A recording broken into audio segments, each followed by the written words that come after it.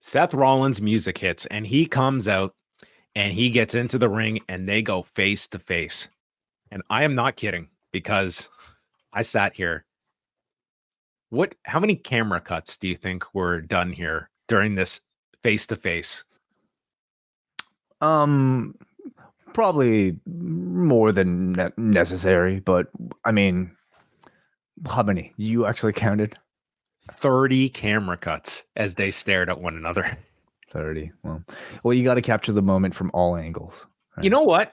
I think some of the most intense face to faces are just like the cameras on these two, and it's like drawn. I think we could we get by with 15 camera cuts? I think we'd be okay with that. I mean, they I'm have not gonna get like, oh God, do something. I'm gonna flip the channel. well, they probably have 30 cameras there, and you got to make sure everyone is used. I mean, I can also understand it, especially when you're in like a live TV production setting.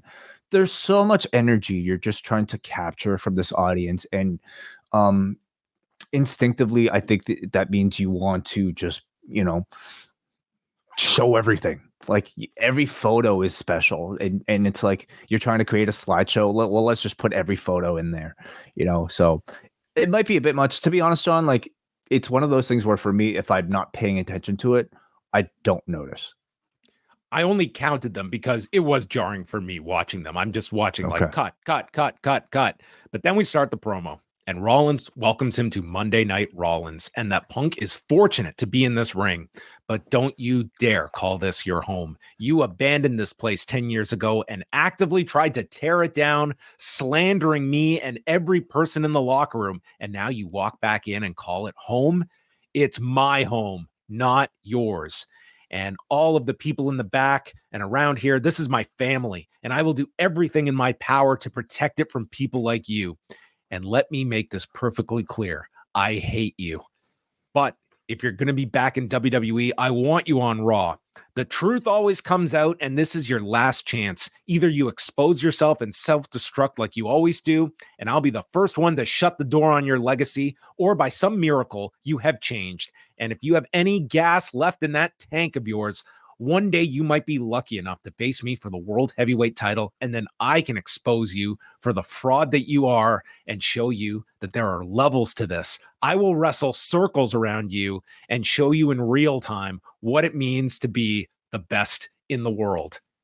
Had this guy ended this with a ha ha, I would have just destroyed my laptop. This was a phenomenal, phenomenal performance by Seth Rollins. And by the end of this, I thought these two were great in this segment. The face off, I mean, give me another dozen camera cuts if you have to. But I thought this was like a giant, giant segment that you totally want to see this match.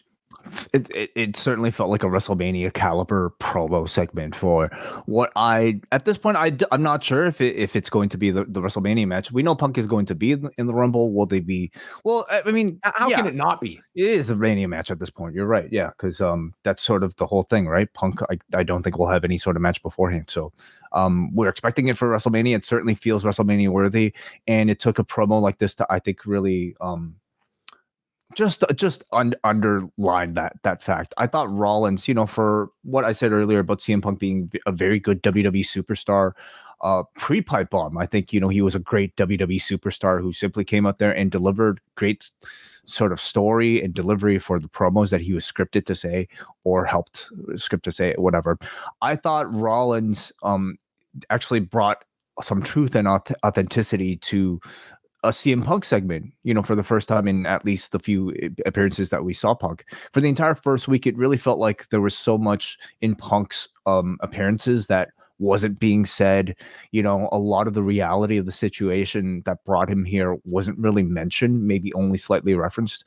But Rollins just kind of came out and laid it pretty bare. He called CM Punk a hypocrite who tried to slander this company for the past 10 years, and now he's claiming that it's his home, and he's only doing that because this is his last chance, because he's burned every bridge he's possibly had. And I think I almost wonder if, like, Punk's constant sort of referencing of "I'm home" last week part of it, a part of him, like maybe bringing it up again this week might just be to double down on it, to just kind of like, I don't know, mock the critics.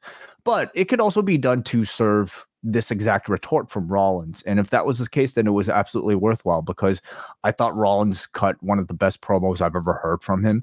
He seems motivated to a level that, I mean, I don't think we've ever seen before, and that's probably because there's a lot of reality in his words. He's a very believable defender of this company, as a guy who's the champion, as a guy who's on TV every single week, having these like main event level matches consistently. And I thought it was intentional that he referenced. It felt very much like a reference to Hangman's workers' rights promo in some of these lines, talking about defending the company, my company, from you. And if that was, I have to think it was intentional. And if it was, I thought it was a brilliant sort of stroke of genius to be able to take what was a very good promo from Paige, but at this point it's become infamous, to be able to take those lines and to adopt it to this story where you are actually trying to defend your promotion from this invader. I thought it was brilliant and worked really well in a kayfabe sense. Nobody was like doing work shoot here. You're going to see this match at the end, so there's going to be a payoff. Everything is still very controlled, and everything worked. Really, really, really, really strong. Yeah, and Punk comes back and states, that's your one pass to speak disrespectfully without me coming at you. So this was actually addressing one of those criticisms of when the heel or babyface, in whichever way you want to take Rollins, is doing the long speech and insult, and the guy's just got to stand there and take it all. So he actually referenced this. Says, I never asked for anything to be handed to me. And he announces he is entering the Royal Rumble. He's going to win. And then maybe I'm coming for you.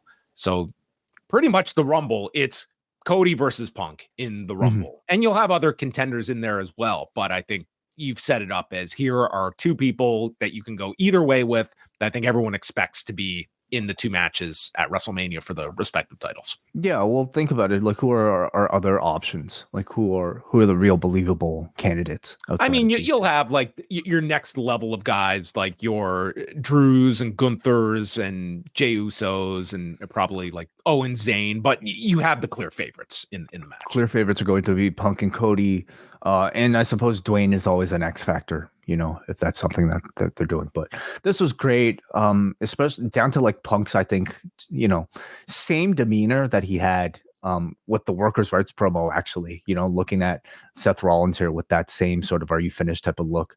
Just great and very believable grudge between the two. Do you think they put Punk in a match before the Rumble?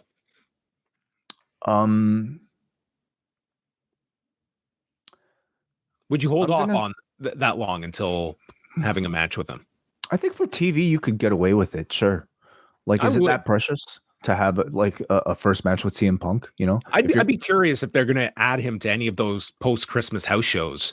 Like, I would think this guy just wants to have some matches before, not that the Rumble is going to be the most intensive match that you're going to be doing, but still just to get in there.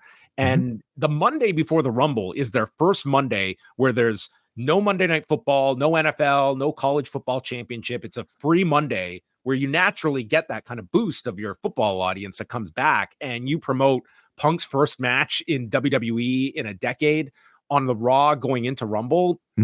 Put him on. It doesn't have to be a massive opponent, but go out there, and it could be a big deal that you promoted as the first match in 10 years. Give him a solid win before the Rumble match. Just make sure he stays perfectly healthy and he doesn't do any stage dives. Well, yes, you will have your restrictions.